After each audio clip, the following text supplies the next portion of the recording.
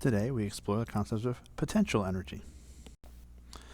Forces for which we can define a potential energy belong to the class called conservative forces, because they allow us to include them in systems and conserve energy.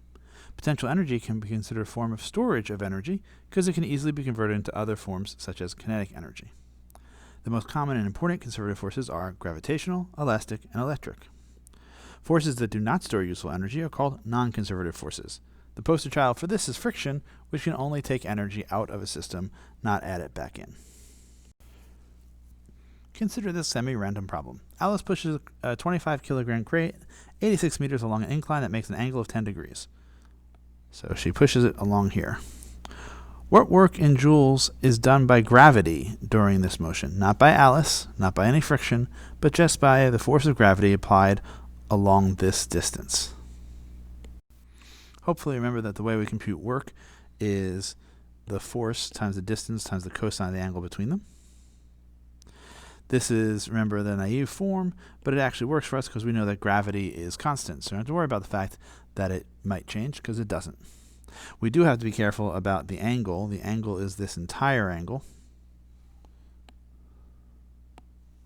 which is not the angle they gave us, which was 10 degrees, but rather 100 degrees. So in here I have to go with a cosine of 100. And if I do that, I get 25 times 9.8, 25 kilograms times 9.8 meters per second squared times 86 meters times cosine of 100 degrees, which turns out to be minus 3,700 joules. The negative makes sense. Gravity is trying to slow this down. Now Alice might be overcoming that, but gravity would try to move it the other way, down the incline, so it's doing negative work in this case. All right, Alice, who pushes a 25 kilogram crate, but now 30 meters along an incline that makes an angle of 30 degrees. What work does gravity do in this motion? We do the same kind of calculation. In fact, we do exactly the same calculation. We notice that we have now a 120 degree angle rather than a 100 degree angle. But we plug in the same kind of numbers, 25 kilograms times the 9.8 meters per second squared, now times only 35 meters, but times cosine of 120 degrees, and it turns out that it's also minus 3,700 joules. Alice, who is our class's version of Sisyphus, lifts the 25 kilogram crate 15 meters directly upward. What work in joules does gravity do during this motion? So now we have this. The answer will probably not surprise you. Here we have now an angle of 180 degrees between the two. So we have 25 kilograms times 9.8 meters per second squared times 15 meters times the cosine of 180 degrees, which is also minus 3,700 joules. That's kind of suspicious, right? Why have all of them had the same work? Why did that happen that way? It turns out it's because they all involve a change in height of 15 meters. In other words, the other two that we had,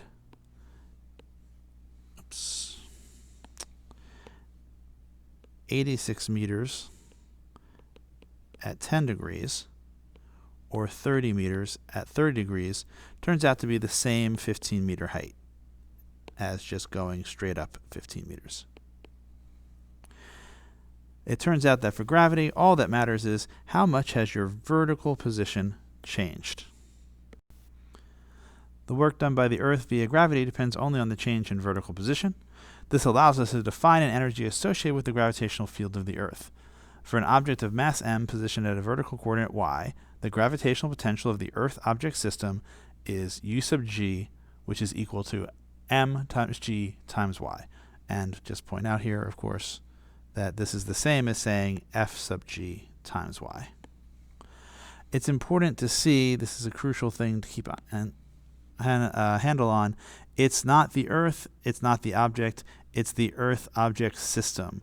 When I put the two of them together, there is an energy which is associated with their separation. Potential energies are always associated with systems of objects, never individual objects. They're a feature of the arrangement of a bunch of different things. Note that the gravitational potential energy depends only on the height of the object and not on the path taken to get there. So if we have this hiker and they're coming along here and they take path A where they go up some rise and they right and they go some other rise and they get up here, then they gain 160 kilojoules of energy.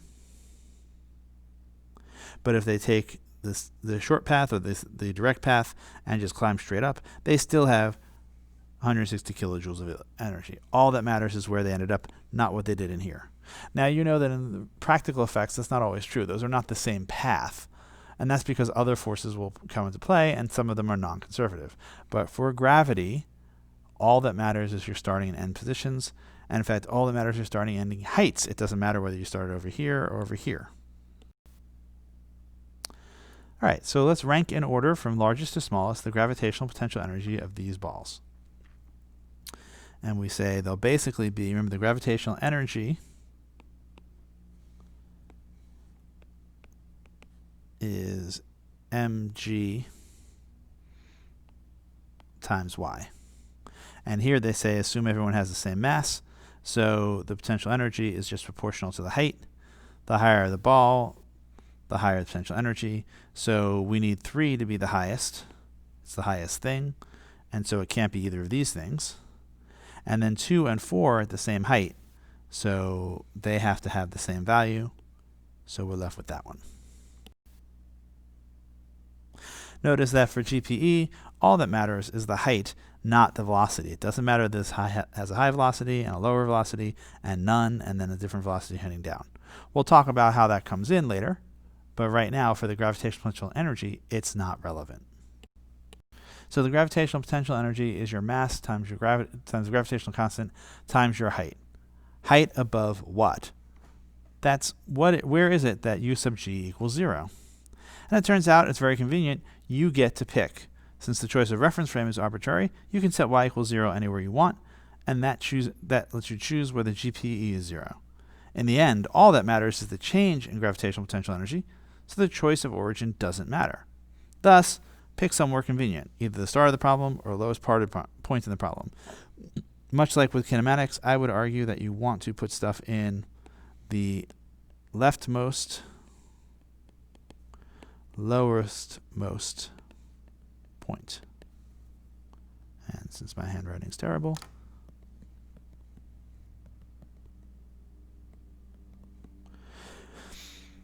leftmost, make sure all your horizontal positions are positive, and lowermost because that way your potential energy also stays positive. Note, though, that since you can put the y equals 0 anywhere you want, there will be places below that, and those places will have negative potential energy. The gravitational potential energy can be negative, and there's no problem with negative energy. A lot of students get freaked out by the idea of negative energy, but it's not a problem in physics. Kinetic energy must be non-negative because of this form. The fact that the kinetic energy is 1/2 mv squared, and every one of these terms is positive. A half, the mass must be non-negative, v squared must be non-negative. Because the kinetic energy by its definition has to be positive, then an object can never be seen having negative kinetic energy. And if your solution involves negative kinetic energy, you've either made a mistake or the problem has in fact included an impossible situation. Other types of energy may or may not be restricted to being positive, depending on their form. Thus, the total energy can also be positive or negative. Do not get thrown off by finding negative energies, but worry about finding negative kinetic energies.